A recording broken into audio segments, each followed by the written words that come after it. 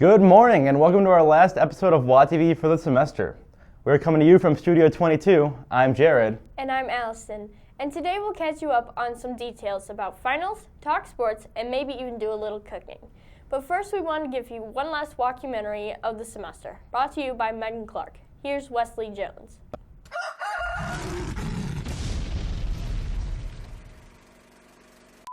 Hey there, it's Wesley Jones with another walkumentary for you. And you know, as a child, I had the privilege of interacting with this campus a lot. It's really beautiful. But on the stairs to the tech booth over here, you see the control room sign. It's got the door here.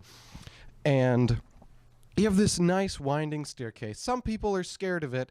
I personally like it. It adds a little bit of danger, a little bit of risk, a little bit of whatever, the spice of life. Anyway. So you see that little support beam there. I think that's a good term for it. It's hollow on the inside, but what you can do with it at the top is really great. So let's find out.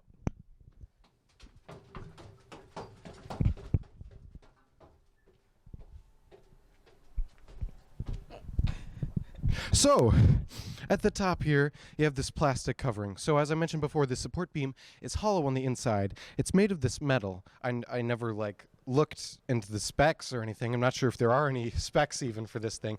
So I don't know what metal it is, but that's not important. What is important is the little plastic covering here. When you whack it, it makes a really cool sound. Sounds like some sort of electronic bass effect or something. So like you can just go.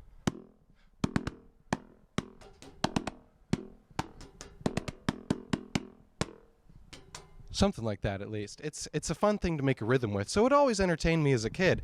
And sometime maybe you can come up here and it'll entertain you too. That's all I have for walkumentaries, so. Thanks to all the people that gave us these great ideas for the walkumentaries. Keep the ideas coming. Next semester, we'll pick up right where we left off. Let's talk about a couple announcements. This week, Wheaton Academy will be celebrating 164 years of education. So to celebrate, everyone will be getting birthday cake during lunch on Friday. Finals are coming up, and we wanted to give you a couple of reminders. First, finals are at 8 a.m. and 10 a.m., Monday through Thursday of next week. If you are absent for any of your finals, the 10 a.m. Thursday slot will be used for makeup time. When you come to school, make sure that you still adhere to dress code. Lastly, just a reminder that lunch will not be served that week. Our next segment looks into the history of Academy Hall and exactly what is up there. Today at WAtv, we interviewed Mrs. Faulkner from the Armour Building about the history of Academy Hall. So Academy Hall was actually built in 1911 as part of a children's hospital by the University of Chicago. And it used to extend all the way down to where the field house is now. And then in 1945, Wheaton College actually bought it for Wheaton Academy, and it became our entire campus. And so in 1979, 1980, we took part of it down and built the academic building soon after. And so now we have the part that remains. Then we asked a few students what is upstairs in the Academy Hall. Mrs. Cheney is going to be our Mythbuster today. What's upstairs? Ooh, I don't know. Bunch of random stuff. Maybe a ghost. All my hidden bad grades. I'm pretty sure they keep old musical stuff in there, and there's plants harboring fugitives. Here we are in upstairs Academy Hall. So fun facts about Academy Hall, not haunted. No one died up here. It's actually used for storage. So before the Fine Arts Center was built, this is where we stored all of our props, all of our costumes. We still use it for storage now. And actually what's fun is if you come up here, you're going to see a lot of fun signatures from some old alumni, including me. Let's go check it out over here. Here we go, all the way over to this lovely post. Rachel Torrey's 2003. Some of you were small, tiny children in 2003. So upstairs Academy Hall, not as scary as you think. It's hard to imagine what Wheaton Academy was just 10 years ago, let alone 164 years. This place is rich with history. Take a moment and appreciate where you are and what this place has stood for so many students. Next up, Gerald Blackmon looks at a very practical topic, winter dress code.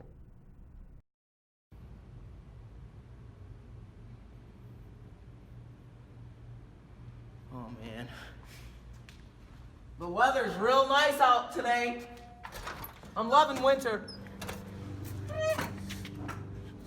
It's cold.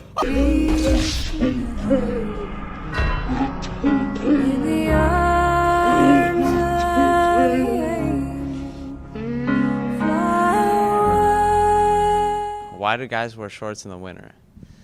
Good question. Here's the thing. You never know when you need a ball at 5. That's the thing, all right? You come in wearing some jeans. You can't ball in jeans. You come in wearing some shorts. You're ready for whatever. What is proper clothes in the winter? I would say proper clothes is probably some pants, maybe some sweatpants, but that's not dress code. This is proper winter wear. Here's the thing with wearing a coat in the winter, though. You're outside for 2 minutes, and then you go inside, and they got warm air, and you're hot. So then you take your jacket off, and you got to carry it around the rest of the day. It's just the worst thing ever. So I'd say, a sweatshirt and some pants, great thing for the winter. Viewers of WAtv, here's the deal. You never know when winter's going to come out of nowhere. Bam, hit you with an uppercut. It's -3 degrees outside. You didn't even know it. Guess what? You're stuck with no jacket. What's that all about? I don't know, all right? Next thing you know, you're going to be sitting at home sipping on some tea. All right, all I'm saying, bundle up, stay healthy, stay not sick. That's all you need to do, Don't want to be making some emergency at home because your throat hurts. That was like a mic drop. Peace out, WAtv. Staying on the theme of Christmas, we invited our very own Mr. Regan into the studio to speak on the topic of Christmas. Here he is. There's almost nothing better than ending the year with Christmas. Well, there is something I would change about it. Sometimes I wish Christmas was in January. I mean, Christmas is great anytime, but if we happen to have a warm autumn like this one, I feel like Christmas, it loses something. It just hasn't gotten cold and dark enough. There's a reason we tend to celebrate Christmas with evergreen and lights, because in the middle of the cold and the snow and the dead leaves and the dark, seeing something bright and green and warm reminds us that light and life can break into that darkness. And I think that expectation feels a little more powerful when the days around it seem a little extra dark and cold. So I hope that, somehow you guys are getting excited for Christmas this year, even though the cold hasn't really set in yet. But I hope that the reason you can't wait for Christmas isn't because of the presents, because in the end, those presents won't bring you joy. And hopefully it isn't only because you're looking forward to time with your family, because, well, family is great, and especially your family. They can't always make it. Instead, I hope that you guys are looking forward to Christmas because in the middle of the darkest, coldest season of the year, you are looking for light and life.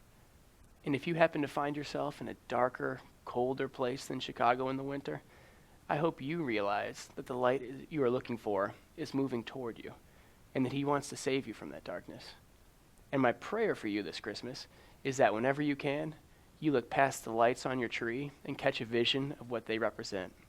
That the God of life and light broke into the darkness and was called Emmanuel, and that a time is coming when we won't have to remember the light that came into the darkness, because we'll see him face to face. And there is nothing better than that. Back to you guys. Thanks, Regan. We have one last segment before we conclude with sports. It's Christmas time, which means the oven is on at the Kasper house. It's time for... Cooking, cooking, cooking with the K. Hey, are you filming? Hello, Wheaton Academyans. It's Mama K. Welcome to episode 2 of Cooking with the K's. Today, we're making Christmas sugar cookies. And you want to make sure you have these ingredients when you start. So you have some flour, your sugar, your eggs, your baking powder, and of course, butter. Look at all that fatty butter. And then some vanilla. All right, we're gonna beat it all up. Okay, once it's all mixed up really, really nice, we're going to put it in a saran wrap. Oh, it's not coming out very well.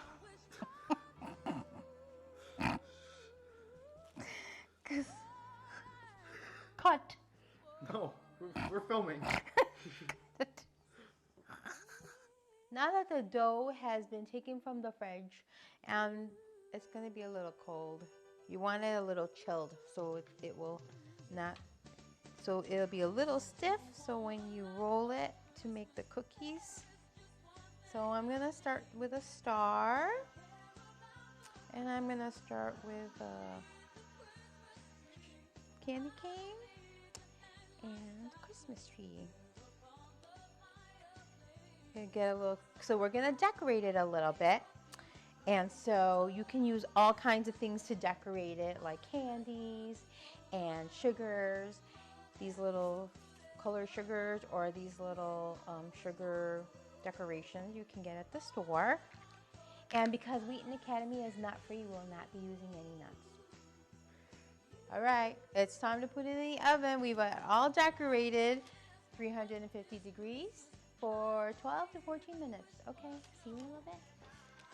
Okay, so our cookies are straight from the oven, and so we're gonna put on a special plate for Santa.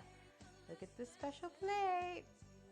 And don't forget to leave some milk for Santa and a letter. I decided to share a vintage letter from number one son to Santa. Oh, isn't that the sweetest thing? And so that's it for Cooking with the K's, episode 2. May everybody have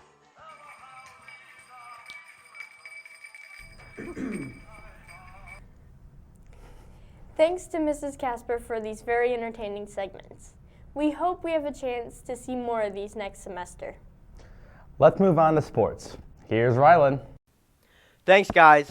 All our teams competed last week, and I'll catch you up on all the action that you might have missed. The wrestling team has been fighting hard the past couple of weeks. Missing key members of their squad, the team is having a hard time getting enough points to finish off teams. There was a bright spot this weekend as Derek Johannick went 5-1 and took 3rd place in the Reaper Classic. We obtained a video of his last match. Check it out.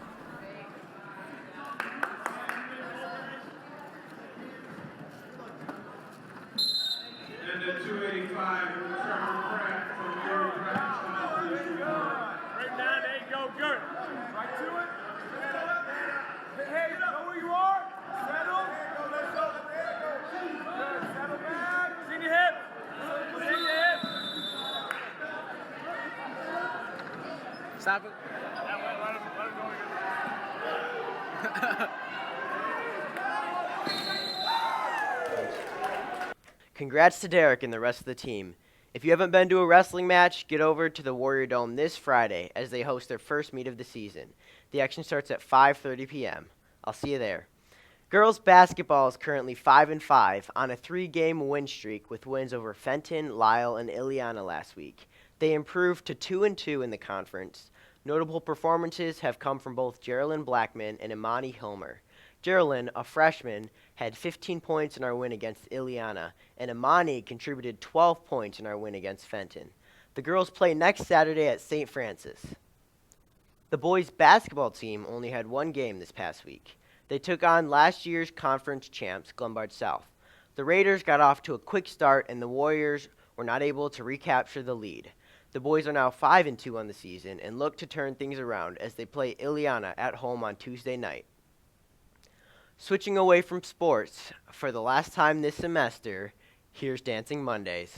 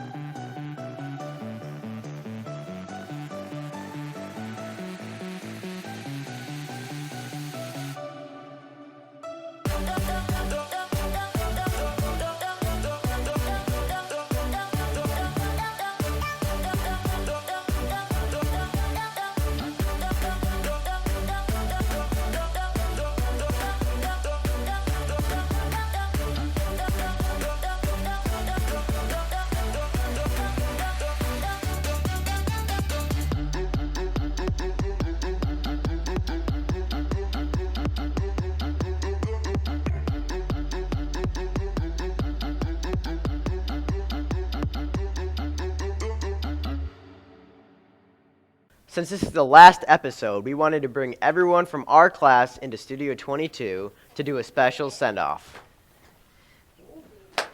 But we're going to do it a little differently.